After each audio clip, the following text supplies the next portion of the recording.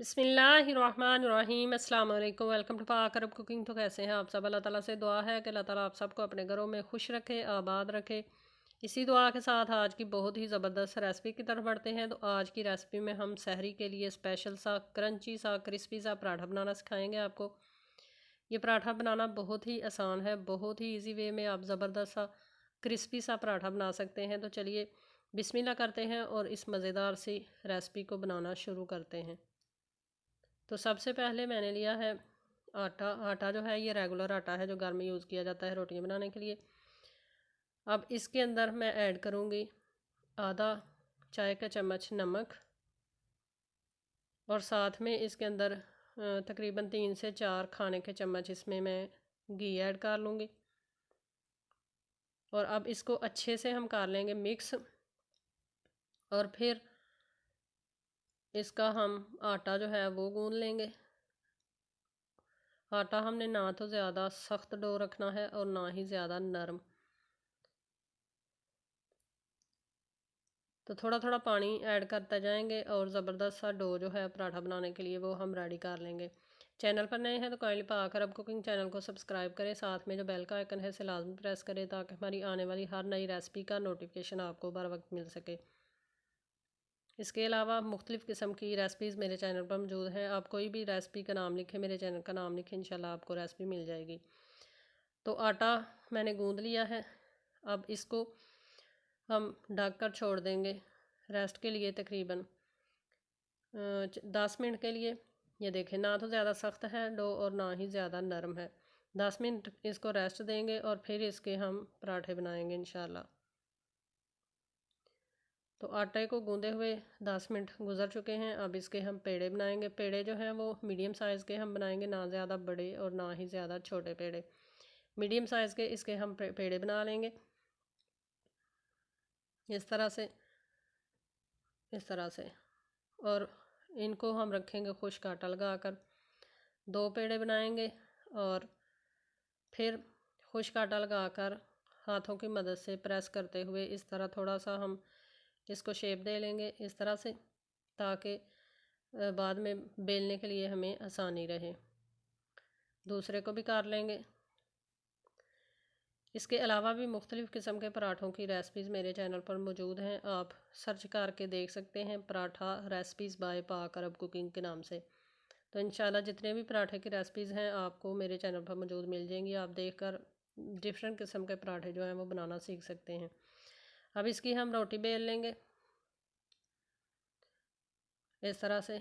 और अब इसके ऊपर हम ऐड करेंगे घी। आप मक्खन ऐड करना चाहें या कुकिंग ऑयल ऐड करना चाहें, आपकी अपनी मर्ज़ी है। ऊपर हम इस तरह से खुश्क आटा जो है वो डस्ट कर लेंगे, हाथों की मदद से फैला लेंगे। और इसका पेड़ा बनाने का तरीका इस तरह से इसको फ़ोल्ड करेंगे, फिर उठाएंगे और इस तरह से फ़ोल्ड कर लेंगे। इसी तरह फ़ोल्ड करते हुए हम इसको जो है शेप दे लेंगे इस तरह से। अब थोड़ा सा खींच कर इसको हम लंबा कर लेंगे और फिर इसका इस तरह इसको रोल करते हुए एक ज़बरदस्त सा पेड़ा जो है वो हम बनाकर रेडी कर लेंगे। इस तरह पेड़ा आप बनाएंगे तो आपका पराठा जो है वो क्रिस्पी क्रंची और थोड़ा सा लच्छेदार भी बनेगा। दूसरा पेड़ा भी इसी तरह हम तैयार कर लेंगे।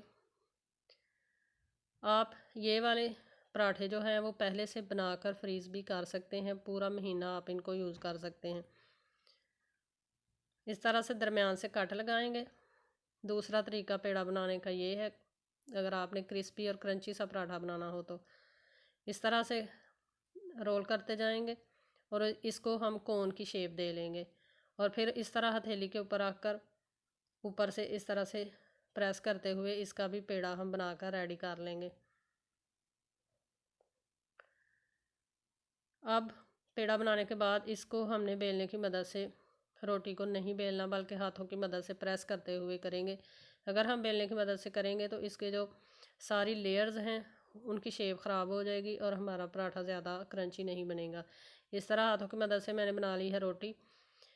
अब तवा हमने चूल्हे पर रखा हुआ है, गरम तवा होते ही मीडियम फ्लेम पे उसके ऊपर हम इसको डाल लेंगे इस तरीके से। ये देखें तवा हमारा गर्म हो चुका है, अब ऊपर डाल लेंगे और फ्लेम नीचे से हमारी मीडियम है। मीडियम फ्लेम पे एक साइड से हम इसको कुक करेंगे तकरीबन 2 से 3 मिनट तक, और फिर इसकी हम कर लेते हैं साइड चेंज। साइड चेंज करने के बाद इसके ऊपर हम घी लगाएंगे।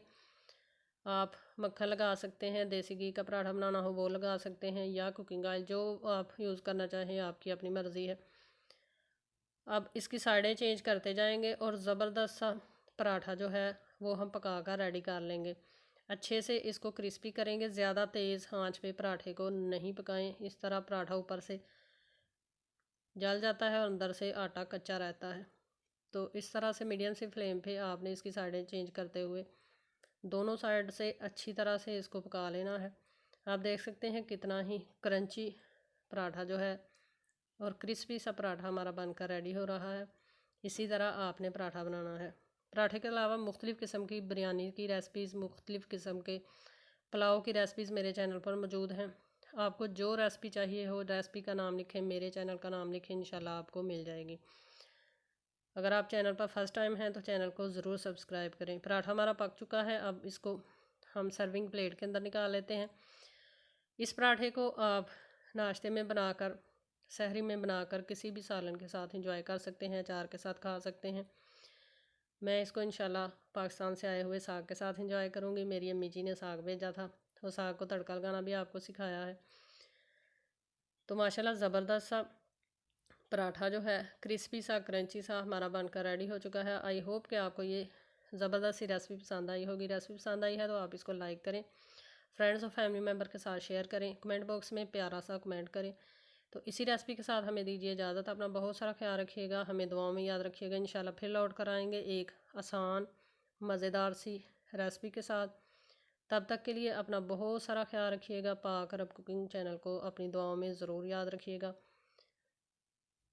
रमज़ान आने वाला है, ज़बरदस्त से पराठे बनाएं, फ्रीज़ करें या रमज़ान में सहरी में बनाएं, ये आपकी अपनी मर्ज़ी है। इंशाल्लाह फिर एक आसान सी रेसिपी के साथ आएंगे। तब तक के लिए अल्लाह हाफ़िज़।